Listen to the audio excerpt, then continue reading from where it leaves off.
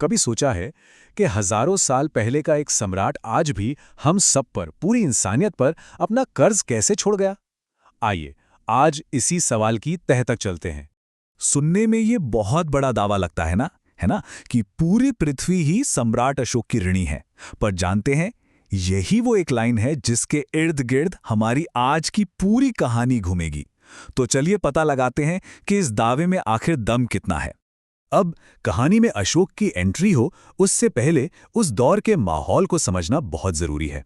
बुद्ध के महापरिनिर्वाण के बाद उनकी शिक्षाएं एक बहुत ही नाजुक मोड़ पर खड़ी थीं, मानो एक ऐसा दिया हो जो बस बुझने ही वाला था।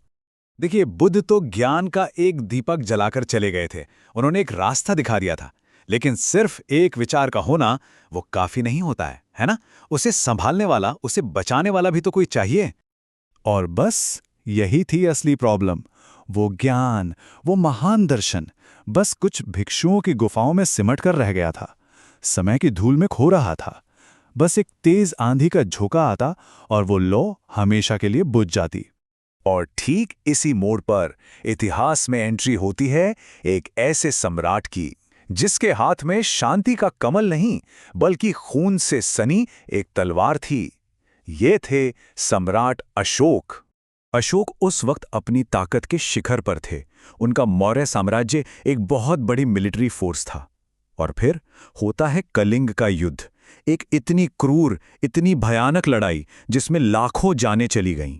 कहते हैं उस मैदान में लाशों के ढेर को देखकर अशोक अंदर तक कांप गए। और बस यही वो पल था जिसने इतिहास की धारा को हमेशा हमेशा के लिए बदल दिया। उसी भयानक विनाश के मलबे से अशोक ने जीत की एक ऐसी नई परिभाषा को जन्म दिया जो इतिहास में अमर हो गई। बस एक पल के लिए इस घोषणा की गहराई को सोचिए। एक सम्राट अपनी जीत के सबसे ऊंचे शिखर पर खड़ा होकर ये कह रहा है कि असली जीत किसी को हराने में नहीं, बल्कि उसे जगाने में है। उस जमाने में ये सोचना भी अपने आप में एक क्रांति थी, एक बहुत बड़ी क्रांति। और नहीं, ये सिर्फ कोई खोखला विचार नहीं था। अशोक ने इसे सच करके दिखाया। उन्होंने बुद्ध की शिक्षाओं को, जो बंद धर्म ग्रंथों में छिपी थीं, उन्हें बाहर निकाला और उन्हें पत्थर की शिलाओं पर खुदवाकर हर आम इंसान तक पहुंचाया। मतलब उन्होंने सत्ता को धर्म का हथियार नहीं बनाया, बल्कि अपनी पूरी की पूरी सत्ता को ही धर्म की सेवा में झोंक दिया। लेकिन अशोक का मिशन सिर्फ अपने साम्राज्य तक ही नहीं रुका। उन्होंने इस नई सोच को, इस नई समझ को दुनिया के कोने कोने तक फैलाने का बीड़ा उठा लिया। जरा सोचिए, दुनिया का कौन सा सम्राट ऐसा करेगा कि अपनी सबसे कीमती दौलत यानी अपने बच्चों को भिक्षु के कपड़े पहनाकर, हाथ में एक भिक्षा का पात्र थमाकर एक पैगाम फैलाने के लिए दुनिया में भेज दे? अशोक ने ठीक यही किया।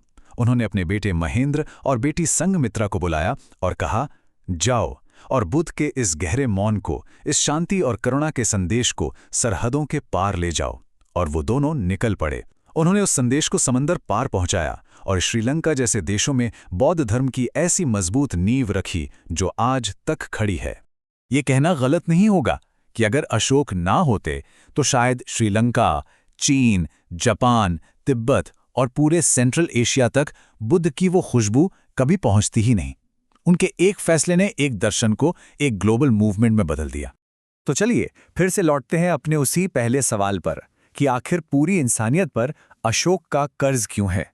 वो इसलिए क्योंकि उन्होंने तलवार से नहीं, बल्कि खामोशी से एक ऐसी क्रांति की जिसकी गूंज आज भी सुनाई देती है। देखिए, सिकंदर हों या चंगेज खान, उनके बनाए बड़े बड़े साम्राज्य वक्त की धूल में मिल गए। लेकिन अशोक ने जो करुणा का साम्राज्य खड़ा किया, वो आज भी इसी पल जिंदा है। सीधी सी बात है, तलवार से बनाए गए साम्राज्य मिट जाते हैं, लेकिन दिल से बनाए गए साम्राज्य हमेशा हमेशा जिंदा रहते हैं। अशोक आज उन पत्थरों में नहीं, बल्कि हम सबके अंदर जीवित हैं।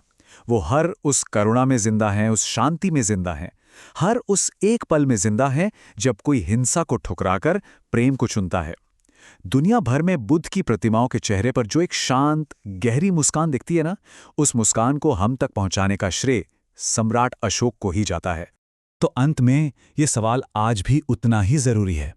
सबसे बड़ी विरासत आखिर है क्या? जमीन का वो साम्राज्य जो एक दिन धूल में मिल ही जाना है, या विचारों का वो साम्राज्य जो हमेशा हमेशा के लिए इंसानी दिलों में जिंदा रहता है? अशोक ने तो इसका जवाब बहुत बहुत पहले दे दिया था।